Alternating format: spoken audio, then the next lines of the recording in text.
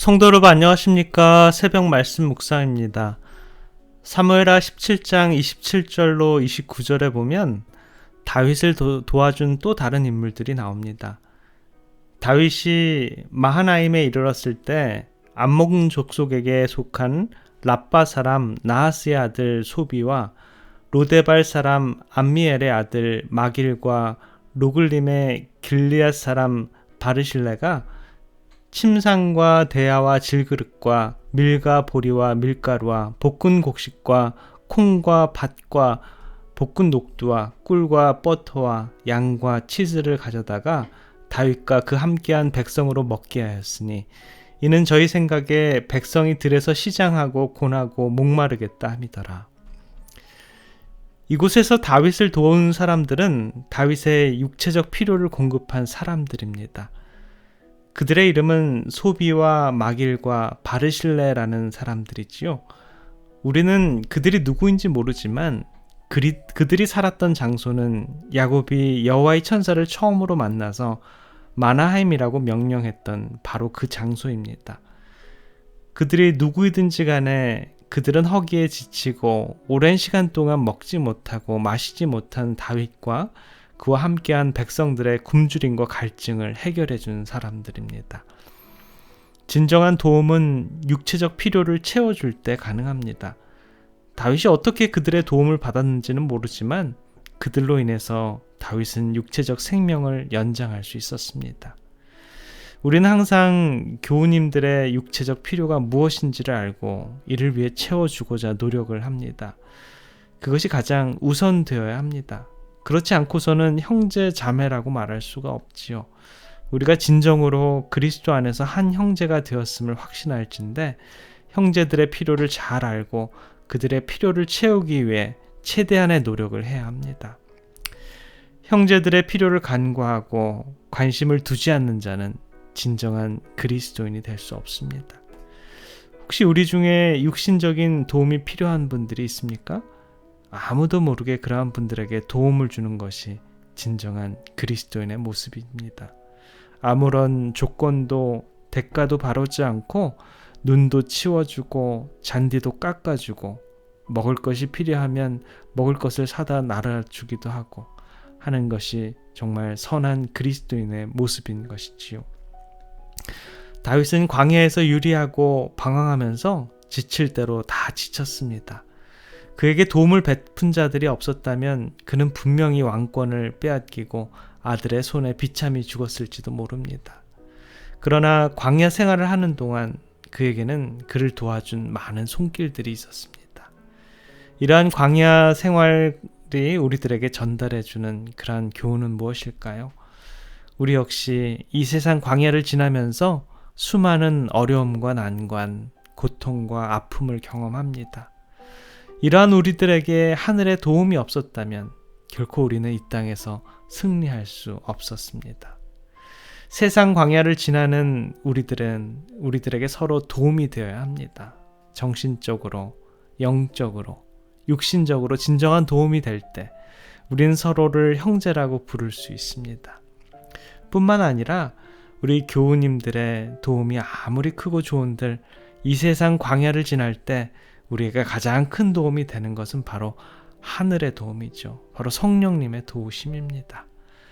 다윗의 광야 생활을 통해서 우리는 더욱더 우리를 도우시는 성령 하나님을 깊이 생각해야 합니다. 그는 말할 수 없는 탄식으로 우리를 도우신다고 로마서 8장에 말하고 있습니다. 그분은 우리의 영적인, 육적인 필요를 채워주시며 우리들에게 필요한 모든 것을 공급해 주십니다. 그분을 의지하고 그를 의탁하고 그를 힘입어 사는 자들이 바로 이 세상의 광야를 지나가는 진정한 그리스도인이 될 것입니다. 일본은 제2차 세계대전이 벌어졌을 때 콰이강의 교량 건설 공사를 많은 연합군 포로들을 이용했습니다. 그 공사는 병력과 전쟁 물자를 운반하기 위한 것으로 군사적으로 매우 중요했지만 수많은 전쟁 포로들이 희생된 위험한 철도 건설이었습니다. 하루는 공사에 필요한 연장이 없어졌습니다. 일본군은 연합군 포로들이 공사를 지연시킬 목적으로 연장을 내다 버린 것으로 판단을 합니다. 연장을 포로들의 생명보다 더 중시했던 일본군으로서는 절대 그냥 넘어갈 수가 없는 문제였지요. 일본군은 전쟁 포로들을 한자리에 집합시켜 놓고 포로들 주위에는 기관총으로 무장한 병사들이 세웠습니다. 소장이 포로들에게 소리칩니다. 만일 공구를 가져다 버린 자가 5분 안에 이 앞으로 나서지 않는다면 너희 모두를 사살하고 말겠다. 초조한 시간이 점점 흘러갑니다. 포로들은 서로 눈치를 살피면서 두려움에 떨고 있었습니다. 평소에 잔혹한 일본군의 태도를 미뤄볼 때 이제 곧 있으면 누군가 나서지 않는다면 기관총에 불을 뿜을 게 분명했습니다. 바로 그때 영국군 포로 한 명이 자리에 일어서서 자신이 연장을 가져다 버렸다고 자수를 합니다. 일본군은 그에게 앞으로 나오라고 손질을 했고요. 그리고 아주 무참히 사격을 가해 영국군 포로는 무수한 총알을 맞고서 그만 그 자리에서 숨지고 말았습니다. 근데 며칠이 지나고 나서 일본군이 없어진 줄 알았던 그 연장이 발견되었습니다. 누가 감추거나 버린 것이 아니었습니다. 다만 미처 챙기지 못해서 당시 작업장에서 그대로 발견된 것이지요. 이 사건은 실제로 있었던 일이고 훗날에 포로병에 풀려난 전쟁 포로들이 이를 일으켜 콰이강의 기적이라고 했습니다. 예수님 역시 우리를 살리기 위해서 십자가에서 아무런 죄를 짓지 않고 자신의 생명을 버리셨습니다. 그러므로 우리에게는 십자가의 기적이 일어난 것이죠. 그분이 우리로 하여금 우리들이 영원한 생명을 얻을 수 있도록 도움을 주신 것입니다. 지금도 우리가 이 광야와도 같은 세상을 지나갈 때 수많은 어려움과 힘든 일, 고통과 고난, 염려, 걱정으로 신음하는 우리들을 도우고 계신 것이죠. 그분만이 우리들의 유일한 도움이십니다.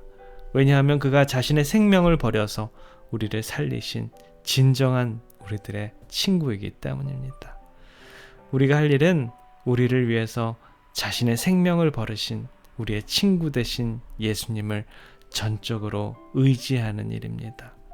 그것이 우리가 이 광야에서 생애에서 살아남을 수 있는 유일한 길이고요. 그분을 의지하고 전적으로 믿고 그분을 붙들어야 합니다. 그의 의지, 지시를 우리는 전적으로 따라야 합니다. 예수님만이 우리의 유일한 희망이요, 환난을 만나 우리에게 전적으로 도움이 되심을 기억하시는 귀중한 하루의 삶이 되길 간절히 기원합니다. 기도하겠습니다. 사랑의 아버지 하나님, 도움을 받는 다윗의 모습을 통해 십자가의 기적을 발견하게 됩니다. 아버지, 우리들의 삶이 십자가의 기적으로 살아가는 삶임을 늘 마음에 담고 눈물로 주님의 은혜에 감사하는 삶을 살도록 주님 인도해 주시옵소서.